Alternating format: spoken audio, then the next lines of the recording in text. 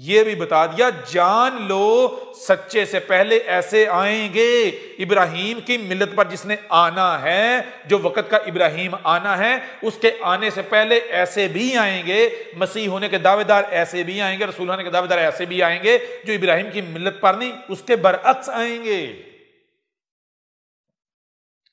اور وہ کون ہوں گے؟ وہ ایک دوسرے مقام پر بتا دیا سورہ توبہ میں، غور کیجئے گا۔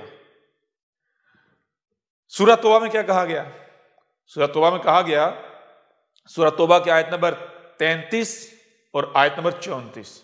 آیت نمبر 33 میں کیا ہے؟ هو الذی ارسل رسولہ بالہدی ودین الحق لیظہرہ علی الدین کلہ ولو کرہ المشرکون۔ پیچھے ہم ویڈیوز اپلوڈ کر چکے ہیں، ان میں ان آیات کے اوپر ڈیٹیل کے ساتھ بات کر دی گئی، لیکن یہ آپ کو پتا ہے اس آیت میں کیا بات کی جائے؟ اس آیت میں رسول کی بات کی جائے گی، رب کی طرف سے جو آنے والا رسول ہے اس کی بات ہو رہی ہے۔ یہ بات کرتے ہوئے آگے اگلی آیت کیا ہے؟ یا ایھا الذین آمنوا، اے وہ لوگوں جو میری مانتے ہو، جو میری مان رہے ہو، کس کی؟ رب کی۔ ان کثیر من الاحبار والرہبان لا یاکلون اموال الناس بالباطل ویصدون عن سبیل اللہ والذین یکنزون الذہب والفضة ولا ينفقونها فی سبیل اللہ فبشرہم بعذاب علیم۔ کہا جا رہا ہے جان لو ہم نے رسول بھیجنے کا جو وعدہ کیا ہوا ہے، وہ رسول جب آئے گا تو اس کی پہچان کیا ہے؟ آیت نمبر 32 پیچھے چلے جائیں۔ یریدون ان یطفئوا نور اللہ بافواہہم ویابی اللہ الا ان یتم نورہ ولو کرہ الکافرون۔ رب کہہ رہا ہے کہ وہ جو ہمارا بھیجا ہوا آئے گا، ہمارا بھیجا ہوا کیا ہے؟ وہ اللہ کا نور ہے۔ جب اللہ کا نور آیا تو کیا اللہ اپنا نور پورا نہیں کر پائے گا؟ کیسے ممکن ہے کہ اللہ اپنا نور پورا نہ کر پائے، دنیا کو منور نہ کر پائے اس نور سے؟ تو بتایا جب آئے گا تو اس کے ساتھ دشمنی کی جائے گی۔ دشمنی کیسے؟ گالیاں، بکواسات، تہمت، ملامت، جو بتایا گا سچی کی پہچان کیا۔ جب سچا آتا ہے تو کتاب اللہ کو پیچھے کر کے جو ملاٹے ہوتے ہیں اپنا ظاہر کرنا شروع کر دیتے ہیں، کیا محض منہ کی ہوا خارج کرتے ہیں۔ وہ جو بھی بات کرتے ہیں، جو تہمت، جو ملامت لگاتے ہیں، جو بات کہتے ہیں رسول کے مقابلے پر، اس سے وہ گراؤنڈ ریالٹی، حقیقت ثابت نہیں کر پاتے، اپنی بات کو باوزن ثابت نہیں کر پاتے۔ وہ محض منہ کی ہوا ہوتی ہے۔ تو اپنی منہ کی اس ہوا سے وہ کیا چاہتے ہیں؟ وہ یہ چاہ رہے ہیں کہ اللہ کے اس نور کو بجھا دیا جائے، یہ نور غالب نہ آئے، پھیلے نہ۔ اللہ کہہ رہا ہے جب اللہ کا نور آ جاتا ہے، کیا رسول آ جاتا ہے، تو رسول جو مقصد و مشن لے کر آیا ہے، جو کفر کرنے والے ہیں، جو اس کا انکار کرنے والے ہیں، ان کو کتنا ہی ناگوار کیوں نہ گزرے وہ پورا ہو کر رہے گا۔ زمین رب کے نور سے جگمگا کر ہی رہے گی، منور ہو کر رہے گی۔ اور یہ کہا هو الذی ارسل رسولہ بالہدی ودین الحق لیظہرہ علی الدین کلہ ولو کرہ المشرکون۔ جو مشرک ہیں، جو شرک کریں، ان کو کتنا ہی ناگوار کیوں نہ گزرے، یہ رب کا بھیجا ہوا رسول ہے۔ یہ جو دین لے کر آئے یہ تمام ادیان پر ظاہر ہو کر رہے گا، رب کر کے رہے گا۔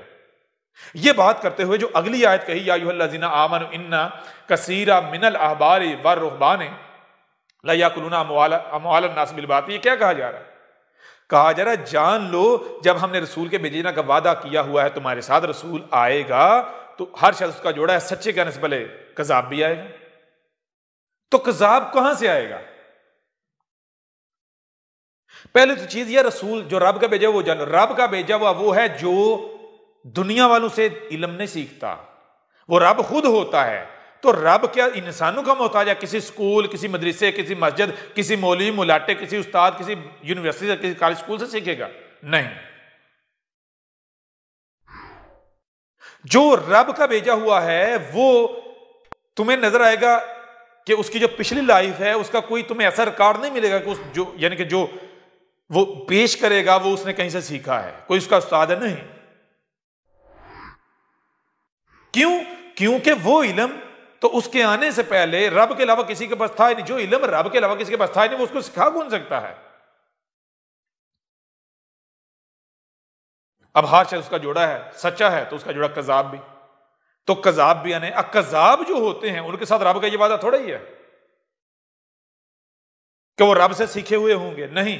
کذاب کون ہوں گے؟ اگر کوئی کذاب اٹھے گا تو جان لو وہ جو تمہارے ملاٹے ہیں، جو تمہاری رہنمائی کے دعوے دار ہیں، ان میں سے کوئی اٹھے گا. جب گمراہیاں آئیں گی تو کیا ہوگا؟ اس وقت بتایا جب گمراہیاں آئیں گی، رسول کے آنے کا وقت ہوگا تو کیا ہے؟ ان کثیرا من الاحبار والرہبان. سب سے پہلی بات کہ اس میں کوئی شک نہیں، بڑی وسیع تعداد میں، کثیر تعداد میں ملاٹے ہوں گے، تمہاری رہنمائی کے دعوے دار موجود ہوں گے، کثیر تعداد میں. نمبر 1. نمبر 2، انہی میں سے کوئی نہ کوئی دعویٰ کرے گا. جو بھی دعویٰ کرے گا رسول ہونے کا، وہی مسیح ہونے کا، ہمارا بھیجا ہوا، انہی میں سے دعویٰ کرے گا. کیوں؟ وہ دوسرا کو کر ہی نہیں سکتا.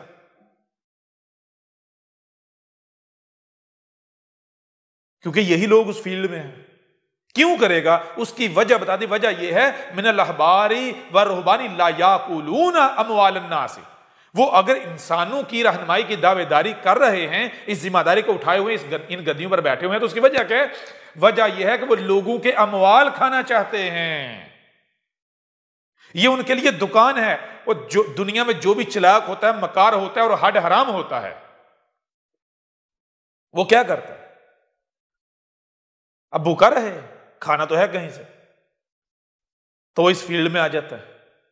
لوگوں کو انسان جو ہے، جو چلاک ہوتے ہیں، مکار ہوتے ہیں، وہ کیا کرتے ہیں؟ وہ لوگوں کو لوٹتے ہیں، دوسروں کا مال کھاتے ہیں. کیسے کھاتے ہیں؟ کوئی دھوکہ دے کے، کوئی کسی طریقے سے، کسی طریقے سے. اب کچھ فراڈیہ مکار چلاک کیسے ہوتے ہیں؟ وہ دیکھتے ہیں کہ بھئی یہ فیلڈ بھی فل ہے، یہ بھی فل ہے، یہ بھی فل ہے، یہ بھی فل ہے، پیچھے کیا رہ گیا؟ ہاں یہ رستہ بڑا آسان ہے. کون سا؟ کوئی مسجد بنا کے بیٹھ جاؤ، مولوی ملاٹے بن جاؤ، انسانوں کی رہنمائی کے دعوے دار بن جاؤ. کیوں؟ اس میں نہ ہی کوئی انویسٹمنٹ کی ضرورت ہے اور نہ ہی کوئی ٹیکس ہے. ٹیکس فری ہے، انویسٹمنٹ فری ہے. ٹھیک ہے نا؟ تو اس طرح کے جو چلاک اور مکار ہوتے ہیں، وہ کیا کرتے ہیں؟ وہ اس گدی پر آ بیٹھتے ہیں. ہر چیز کا جوڑا ہے. 2 طرح کے ہوتے ہیں ملاٹے بھی. ایک وہ جو انسانیت کا رہنما، یعنی وہ جو اس فیلڈ میں آتے ہیں، واقعتاً ان کا شروع میں دعویٰ یہ ہوتا ہے کہ ہم لوگوں کی رہنمائی کے لیے آئے ہیں، ہم دین کی خدمت کریں گے، ہم حق کا ساتھ دیں گے. لیکن جب وہ کتابوں سے سیکھتے ہیں، ابو جہل کی کتابوں سے اس فیلڈ میں آتے ہیں، اس رستے میں آتے ہیں، تو ان کو بھی مال حرام منہ کو لگ جاتا ہے اور وہ بھی پھر مال حرام کھانا شروع کر. لیکن ایک بڑی تعداد جو ہے ان کا معاملہ یہ ہوتا ہے کہ وہ چلاک مگر وہ دیکھتے ہیں کہ اور کوئی فیلڈ ہے نہیں، تو یہ فیلڈ آسان ہے، بہتر ہے. تو وہ پھر اب ساری بات ہے، جن کا مقصد ہی لوگوں کے اموال لوٹنا، وہ کیا کریں گے؟ کیا وہ رستہ نہیں اپنائیں گے جس رستے سے سب سے زیادہ مال آئے، زیادہ نفع ہو، زیادہ فائدہ ہو، زیادہ لوٹ سکیں؟ تو بتایا کہ جان لو وہ جو ہمارا بھیجا ہوا آنا ہے، اس کے آنے سے پہلے کون آئے گا؟ جو کذاب ہوگا وہ کہاں سے آئے گا؟ انہی ملاٹوں میں سے، ان لوگوں میں سے آئے گا جو تمہارا مال کھانے والے ہیں. کیوں کہ جب آپ اس قرآن کو اٹھا کر دیکھو تو قرآن کیا بتاتا ہے؟ قرآن بتاتا ہے، پورے قرآن اٹھا کر دیکھو کہ جو رب کا بھیجا وہ آ کر کہہ رہا ہے کہ اے لوگو، میں تم سے کوئی اجر، یعنی تم سے کوئی بدلہ نہیں مانگ رہا، مجھے تم سے کوئی بدلہ نہیں چاہیے اس ذمہ داری کے عوض. یہ جو میں پیغام پہنچا رہا ہوں، میری تو ذمہ صرف یہ ہے میں اپنے رب کا پیغام پہنچا دوں، میرا رب میرے لیے کافی ہے. وہ کسی سے ایک پیسہ بھی نہیں مانگتا. کیوں پیسہ نہیں مانگتا؟ کیونکہ رب الگ نہیں ہے، وہ رب خود آیا ہے نا. تو رب انسان کہہ کے ہاتھ پلائے، وہ تو رب محتاج سا فقیر ثابت ہو جاتا ہے. تو کیا رب فقیر ہے؟ نہیں. سچے کی پہچان ہی یہ ہے، سچ اگر رب خود ہوتا ہے نا تو رب اگر ہاتھ پھیلائے گا، بھیک مانگے گا، سوال ہی پیدا نہیں ہوتا. سچے کی پہچان ہی یہ ہے کہ وہ آ کر لوگوں کے مال نہیں کھاتا، مال نہیں مانگتا، چندے نہیں مانگتا، ہاتھ نہیں پھیلاتا. تو جو کذاب ہوگا، یہی تو سچے اور جھوٹے کی پہچان ہے، فرق ہے کہ جو کذاب آئے گا اس کی نظر تمہارے اموال پر ہوگی. اس کا دعویٰ تو یہ ہوگا کہ اے لوگوں، میں وہی ہوں جس کا وعدہ کیا گیا تھا، وہی مسیح. لیکن اس کا یہ دعویٰ کرنے کا مقصد کیا ہوگا؟ اس کا مقصد یہ ہوگا کہ تمہارے اموال لوٹے، تم سے دین کے نام پر مال لوٹے. لیکن جان لو وہ جو تمہارے مال لے گا تو اس کے بدلے تمہیں کیا ملے گا؟ لا یاکلون اموال الناس بالباطل، باطل کے بدلے تمہیں، یعنی کہ جو تم سے مال کھائے گا، مال لوٹے گا، بدلے میں تمہیں دے گا کیا؟ دے گا بھی باطل۔ وَيَصَدُّونَ عَن سَبِيلِ اللَّهِ، یہاں بالکل واضح کر دیا کہ دیکھو انسانیت کی رہنمائی کے جو دعوے دار ہیں وہ دو طرح کے لوگ ہیں۔ ایک وہ ہیں جو لوگوں سے مال مانگتے ہیں، چندے مانگتے ہیں، فنڈ مانگتے ہیں، جو کہتے ہیں جی ہم تو دین کے خدمتگار ہیں، دین کی خدمت دیکھو مال کے بغیر تو ہو نہیں سکتی، لہذا تم مال دو۔ اب مجھے یہ بتائیں، اب غور کریں کہ دین کیا ہے؟ رب کا دین ہے نا۔ اگر رب یہ چاہتا ہے کہ اس کا دین پھیلے، رب چاہتا ہے، تو جس میں رب کی چاہت ہو اس کام کو ہونے سے دنیا کی کوئی طاقت روک سکتی ہے؟ نمبر ایک۔ نمبر دو، جس کام میں رب کی چاہت ہو اس کو رب خود کرے گا یا رب اپنے شریک سے کروائے گا؟ رب کسی کے آگے ہاتھ پھیلائے گا؟ جی تو رب خود کرے گا۔ تو جو لوگ چندے مانگتے ہیں دین کے نام پر کہ ہم دین کی خدمت کر رہے ہیں، مال دو، چندے دو، اور وہ رب کے نمائندے نہیں ہیں، وہ اہل حق نہیں ہیں۔ ان کا مقصد یہ ہے کہ وہ اموال جمع کریں، لوٹیں۔ آگے بتا دیا گیا ہے وہ تم سے جو مال لیتے ہیں وہ اس مال کو، ان اموال کو رب کی راہوں میں خرچ نہیں کرتے، رب کی راہ میں خرچ نہیں کرتے، بلکہ وہ تو اس مال کو جوڑ جوڑ کے جمع کر کے رکھتے ہیں اپنی نسلوں کے لیے، اپنے لیے۔ اس مال کے اوپر عیاشیاں کرتے ہیں، بنگلے بناتے ہیں، گاڑیاں خریدتے ہیں، دنیاوی سہولتیں، آسائشیں خریدتے ہیں، موجیں کرتے ہیں، مزے لیتے ہیں۔ ٹھیک ہے؟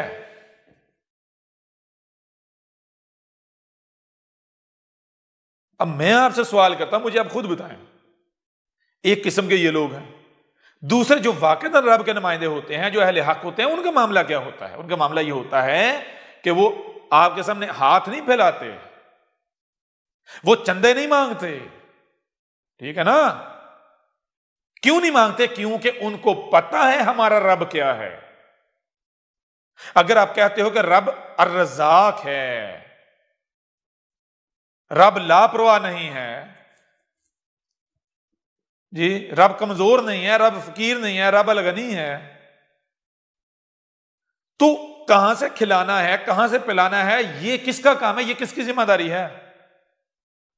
اگر آپ بادشاہ کی نوکری کرتے ہو، بادشاہ آپ کو ایک کام دیتا ہے، ایک ذمہ داری دیتا ہے، تو آپ کے کھانے پینے کی، رہنے کی فکر آپ کو ہونی چاہیے یا بادشاہ کو؟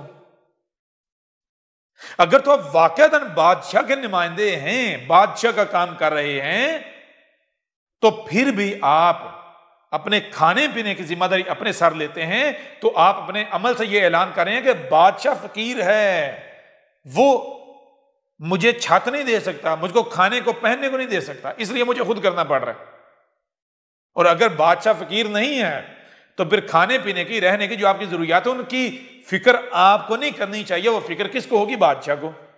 بالکل ایسے ہی جو واقعتاً رب کے بھیجے ہوئے ہوتے ہیں، جو سچے ہوتے ہیں، جو اہل حق ہوتے ہیں، وہ انسانوں کے سامنے ہاتھ نہیں پھیلاتے، وہ رب کا کام کر رہے ہوتے ہیں، تو بدلے میں ان کی فکر کرنا رب کا کام ہے۔ تو یہ ہے بتایا کہ جان لو جو کذاب آئے گا اس کی پہچان یہ ہے کہ وہ کیا کرے گا؟ وہ تمہارے مال کھانے والا ہوگا۔ لہذا سچے اور جھوٹے کی پہچان یہ ہے، ہمارے بھیجے ہوئے، اور کذاب کی پہچان یہ ہے کہ جو تمہارے اموال کھانے والا ہوگا وہ ہمارا بھیجا ہوا نہیں ہوگا، وہ کذاب ہوگا۔ ٹھیک ہے؟ ہمارا بھیجا ہوا ہو، ہمارا بندہ ہو، اور وہ اموال تمہارے کھائے، تمہارے آگے ہاتھ پھیلائے، کیسے ممکن ہے؟ سوال ہی پیدا نہیں ہوتا، سوال ہی پیدا نہیں ہوتا۔ اب میں آپ سے سوال کرتا ہوں، ایک طرف رکھیں مرزا غلام قادیانی کو، دوسری طرف رکھیں اس قرآن کو جو آپ کے دونوں ہاتھوں کے درمیان ہے، تو قرآن کس کی تصدیق کر رہا ہے؟ کیا مرزا غلام قادیانی کی تصدیق کر رہا ہے یا پھر مرزا غلام قادیانی کو کذاب ثابت کر رہا ہے؟ مرزا غلام قادیانی اے قادیانیوں خود بتاؤ، اے خود کو احمدی کہلوانے والے، خود بتاؤ کیا مرزا غلام قادیانی چندے مانگنے والا نہیں تھا؟ لوگوں کے اموال لوٹنے والا نہیں تھا؟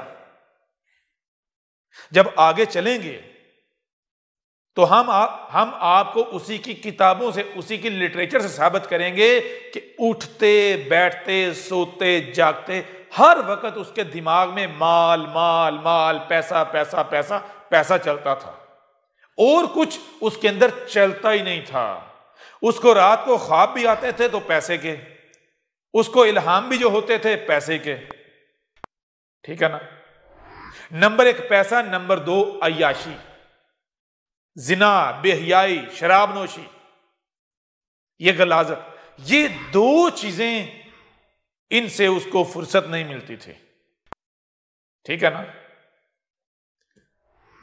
تو جب یہ چیز ثابت شدہ ہے کہ مرزا غلام قادیانی تو چندے مانگنے والا تھا، لوگوں کے آگے ہاتھ پھیلانے والا تھا، تو وہ سچا کیسے ہو سکتا ہے؟ وہ رب کا بھیجا ہوا کیسے ہو سکتا ہے؟ وہ وہی مسیح کیسے ہو سکتا ہے جس کا تم سے 14 صدیوں تک وعدہ کیا جاتا رہا؟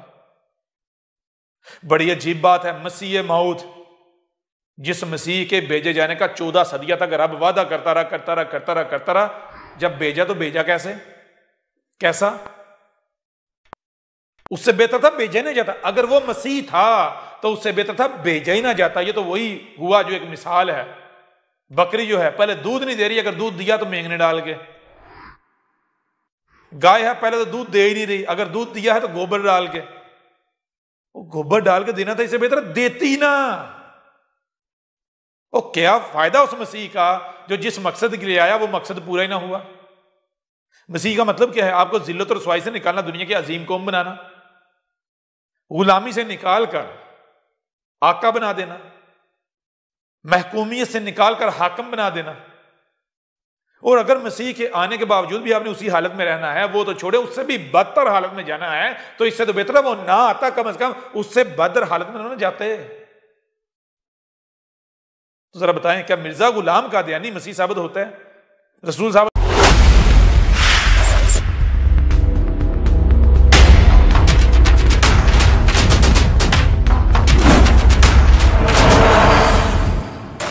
مرزا غلام قادیانی کون تھا؟